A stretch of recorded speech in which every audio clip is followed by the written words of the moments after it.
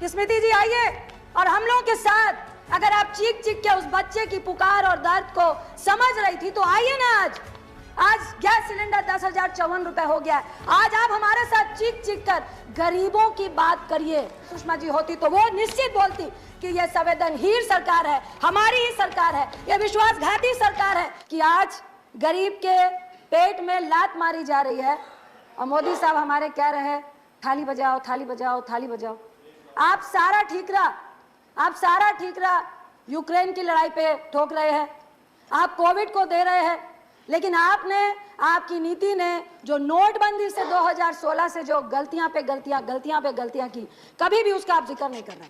जितने अर्थशास्त्री थे उन सब ने कहा था जब हमारे देश की आर्थिक स्थिति बिल्कुल स्टेबल थी, उस वक्त नोटबंदी नहीं कीजिए। आपके स्वर्गीय में उनका नाम नहीं लूंगी, उन्होंने भी कहा था कि नहीं करनी चाहिए नोटबंदी। उस दिन से आज तक हम अपने देश की आर्थिक स्थिति को संभाल नहीं पा रहे। मैं 2013 का प्रधानमंत्री जी का भाषण याद कर रही थी, जिन पे उन्होंने कहा था कि मनमोहन सिंह जी महंगाई का मां नहीं बोलते हैं, प्लीज मनमोहन सिंह जी आए और महंगाई के बारे में बताएं कि कब कम होगी। उन्होंने कहा मरो तो मरो आपका नसीब। ये प्रधानमंत्री मोदी जी के शब्द थे मनमोहन सिंह जी के लिए। उन्होंने कहा था कि आप गरीबों के लिए कह रहे हैं मरो तो मरो आपका नसीब।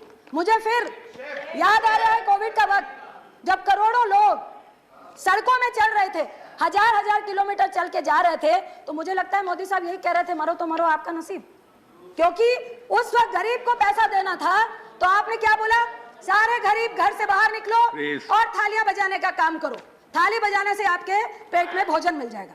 फिर हमारी माननीय मंत्री स्मृति ईरानी जी ने कहा कि जब भूखा बच्चा चीख चीख कर भूख से व्याकुल हो रहा होता है तो सरकार क्यों नहीं सुनती है।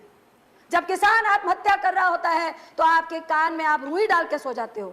आई विश कि स्मृति जी आइए और हम लोगों के साथ, अगर आप चीख चीख के उस बच्चे की पुकार और दर्द को समझ रही थी तो आइए ना। आज गैस सिलेंडर 10,054 रुपए हो गया है। आज आप हमारे साथ चीख चीख कर गरीबों की बात करिए, अपने घर की रंजिश मत निकालिए प्लीज, आप मंत्री।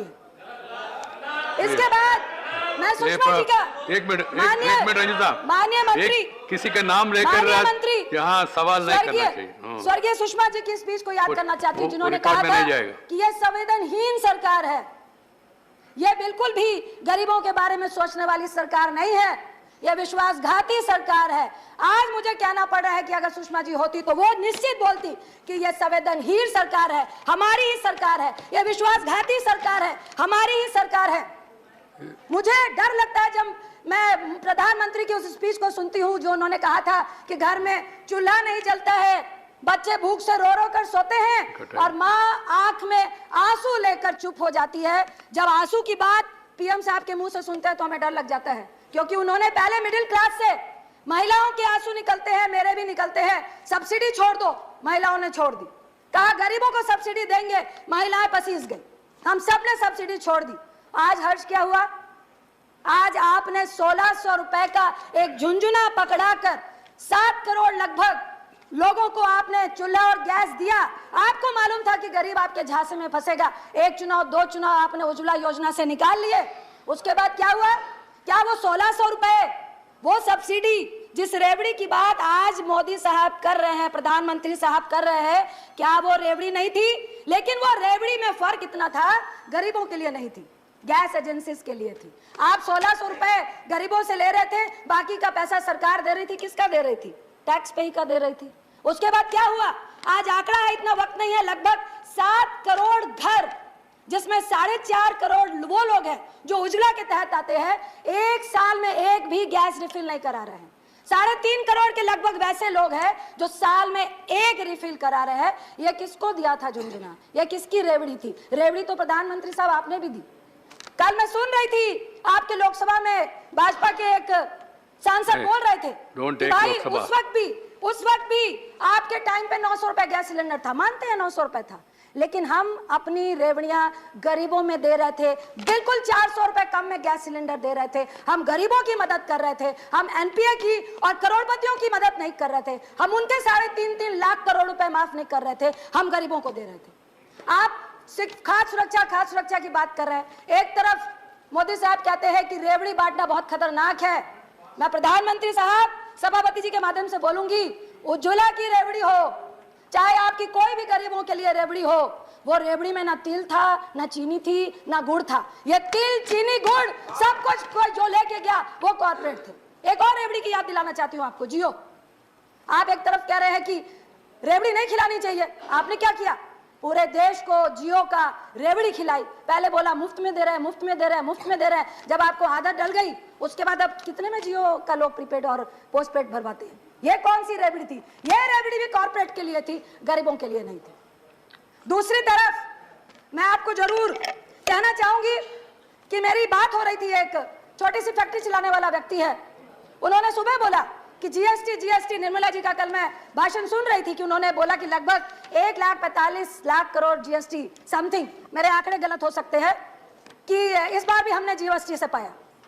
मैं मंत्री साहब से पूछना चाहूंगी, आप जीएसटी तो पा रहे हैं, जो लोग काम कर रहे हैं, फैक्ट्रियां चला रहे हैं, विद इन मंथ उनको ब्याज, बैंक का ब्याज भी देना पड़ता है, जीएसटी भी गवर्नमेंट को देना पड़ता है। 15 दिन के अंदर अगर वो नहीं देंगे तो आप पेनल्टी लगाते हैं, लेकिन उनका जीएसटी का इनपुट आपको कितने दिन में देना था? एक साल लगाकर आप उनका इनपुट नहीं देते हैं। क्या खरबों रुपए आप उनके इनपुट से बना के, क्या सरकार पूरे देश को उसी इनपुट से चला रही है क्या? तीसरी बात, मैं एक बच्चे से मिली, 16-17 साल के बच्चे से। आप जीएसटी लगा रहे हैं 5%, आप जीएसटी लगा रहे हैं 12 से 18%। दोनों ही जीएसटी में आम आदमी मरता है। किसी ने बोला कि 5% जीएसटी से किसको फर्क पड़ेगा? पड़ता है। जो व्यक्ति वृद्धा पेंशन 500 रुपए के लिए 8 घंटे लाइनों में खड़ा होता है, पूरा महीना चलाता है, अगर उसको 5% जीएसटी लगता है तो फर्क पड़ता है। आप कहते हैं कि नहीं, खुला, जो गरीब है वो खुलेगा खाता है, उसको फर्क नहीं पड़ेगा। मैं आपसे पूछती हूं कि क्या आप चाहते हैं जिंदगी भर वो गरीब ठेले में मक्खी लगता हुआ खाना ही खाता रहे? क्या उसका हक नहीं है कि वो पैकिंग खाने को खाए? क्या उसका नहीं हक है कि वो स्वस्थ खाना खाए? प्लीज सर, 2-3 मिनट, स्वस्थ खाना खाए। दूसरी तरफ आप ये बताइए, टेट्रा पैक में जो 10 से 12 रुपए की लस्सी, छाछ, दूध, दही, हम सब बच्चे स्कूल से आते हैं तो जाके किसी भी एमडीएमसी के, एमडीसी के उससे छाछ लेते हैं, तो क्या उसमें आप 12 से 18% जो लगा रहे हैं वो क्या गरीब अमीर खाता है? या किसी करोड़पति का बच्चा वो टेट्रा वाली लस्सी पीता है जिसके लिए आप कह रहे हैं कि 12 से 18 करनी है? मुझे एक बच्चा बोल रहा था कि मैडम आप लोग सदन में बोलते हैं, आपने ज्यादा समझ लिया। Thank you sir, please sir, thank you, धन्यवाद। Sir please 1 minute sir, please sir 2 minute. Doctor Fauzia Khan, please 2 minute. Doctor Fauzia Khan, please 2 minute. 2 minute extra दिया मैंने आपको। आपने आप पॉलिटिकल सवाल उसमें बढ़ गए तो मैं क्या करूं? सर कंक्लूड, सर कंक्लूड करो, प्लीज सर कंक्लूड करिए। उसने बोला कि आप बताते क्यों नहीं है? स्कूटी से जाए तो तेल महंगा, एक टेट्रा का 10 रुपए का जूस पिए तो वो महंगा, स्कूल में जाए तो पेंसिल, रबर, इरेजर, कटर महंगा, तो आदमी जाए तो कहां जाए?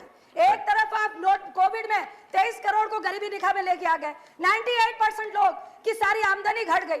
मैं आपसे एक रिक्वेस्ट करती हूँ, बार बार लोग कह रहे थे कि रुपया गिर रहा है, देश की आबरू जा रही है, आबरू जा रही है। मनमोहन सिंह जी ने आपने पूछा था और मनमोहन सिंह जी ने बोला उस वक्त भी कुछ नहीं था, लेकिन 59 से 69 हुआ और विद इन 4 मंथ में दोबारा 59 में लेकर आ गए थे। क्या आप लेकर आएंगे? डॉक्टर फौजिया खान, मैं आपसे आग्रह करती हूँ कि प्लीज, जहां पर कांग्रेस इस देश की आर्थिक स्थिति को छोड़ के गई थी।